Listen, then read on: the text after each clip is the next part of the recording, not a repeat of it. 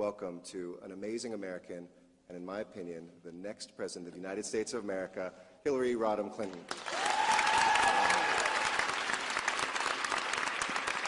you. Thank you very much.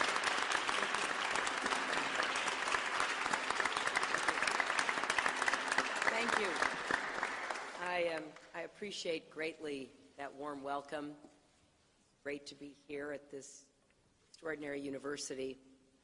I echo everything the mayor said about it. I'm prejudiced because my nephew is a junior here, so I have good personal information about what an extraordinary place this truly is.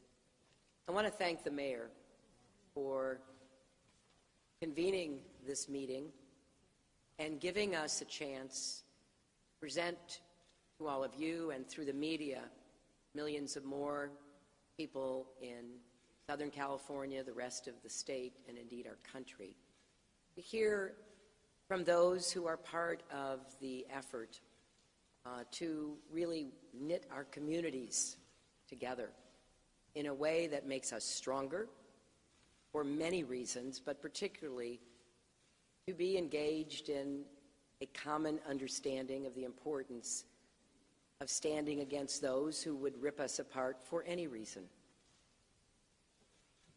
The recent months, with the attacks that we've seen from Lebanon to Turkey to Paris to San Bernardino, now to Brussels and other places as well, as the mayor referenced in Africa, have really once again brought to the forefront the importance of the work that the four panelists here do every day, not just when terrorism is in the headlines, but bringing people together, looking for common ground. And I'm especially pleased to be participating in this because I think it's important that we hear these voices, not just the hot rhetoric and the demagoguery that I think is not either useful or reflective of who we are as a people. It is not only often offensive, but dangerous. And therefore, I want to help broaden the conversation, the way the mayor described it being carried out right here in Los Angeles. So I will be doing as much listening as talking, because I want the men and women who will be addressing this issue from each of their perspectives to have a chance to be heard, not to be drowned out by politics, by partisanship, by hot rhetoric, but to really make clear that what they do and what they stand for is what all of us should be supporting. I want to end by referencing a story that was in the press in the last 24 hours about a taxi driver in Brussels. This gentleman of Moroccan origin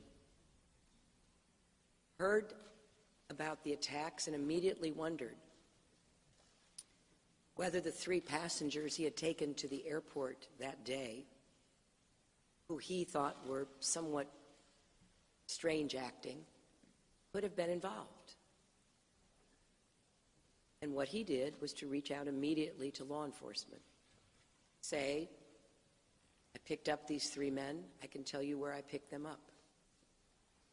Just as we did in New York after 9/11, urging every community to be part of our common defense and saying, if you hear something or see something suspicious, report it.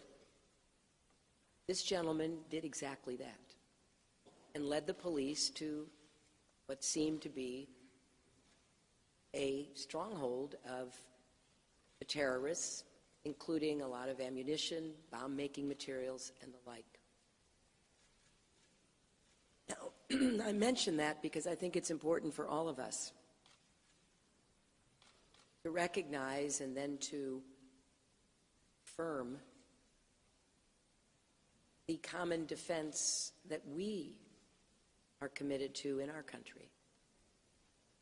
cannot allow our nation to be pitting groups of people against one another. We cannot give in to panic and fear.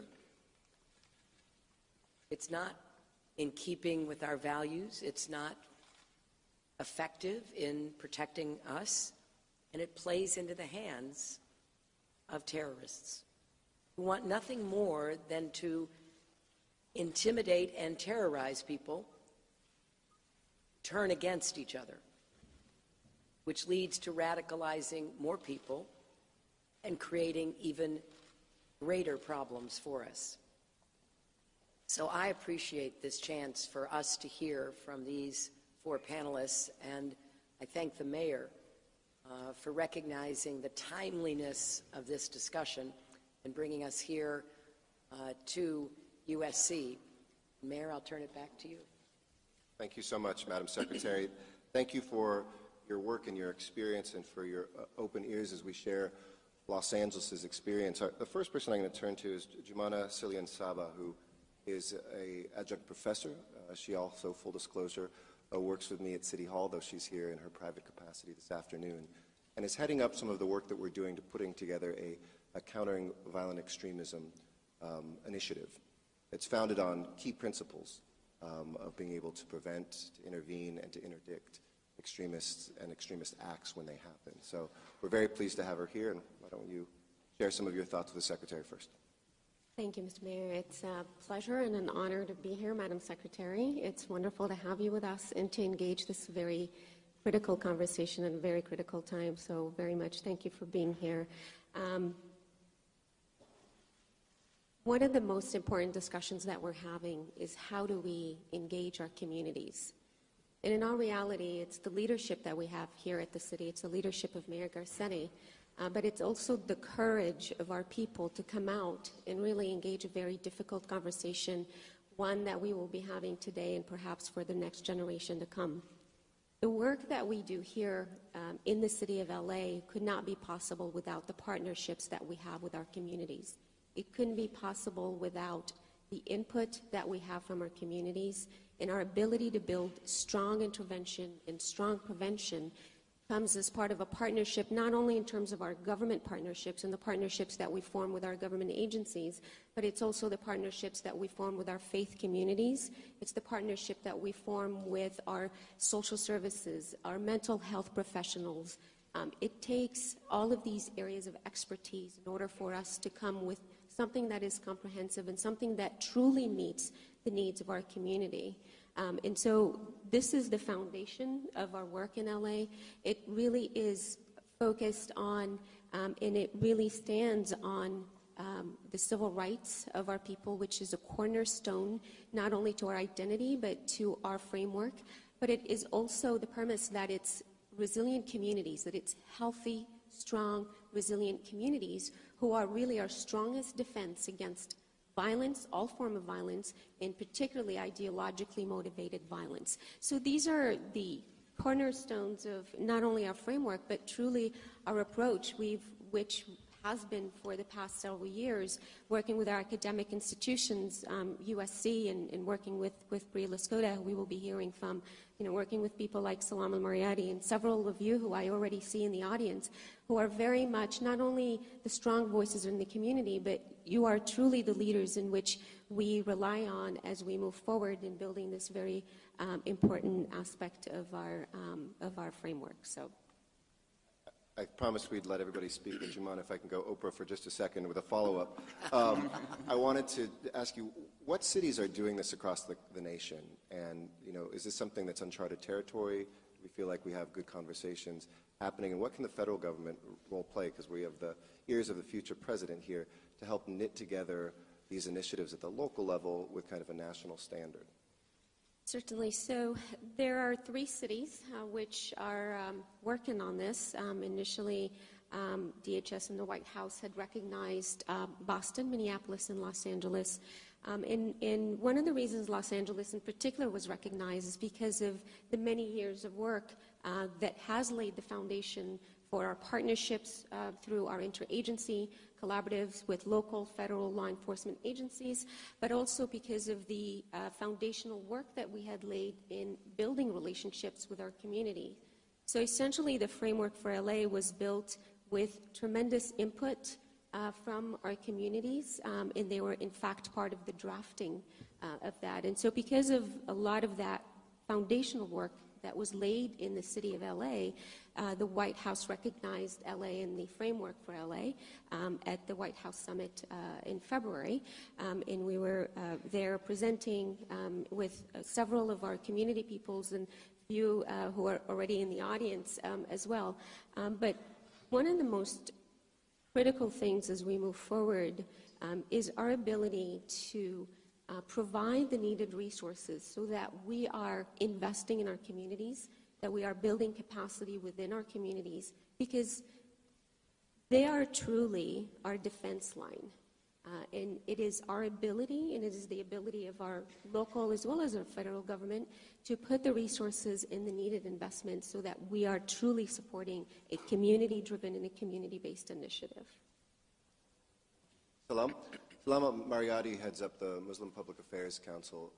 This is our second appearance this week together, unfortunately, because of the Brussels tragedy. And I want to thank him for joining with us that next morning when we stood together to let people know the role that they could play in making this city safer, and you certainly have been a huge partner in that. I want to thank you and turn the microphone over to you. Thank you. Well, first, let me just say, as an introduction, I walked in here and I felt some suspicion. And it's not because I'm a Muslim, but it's because I'm a graduate of UCLA.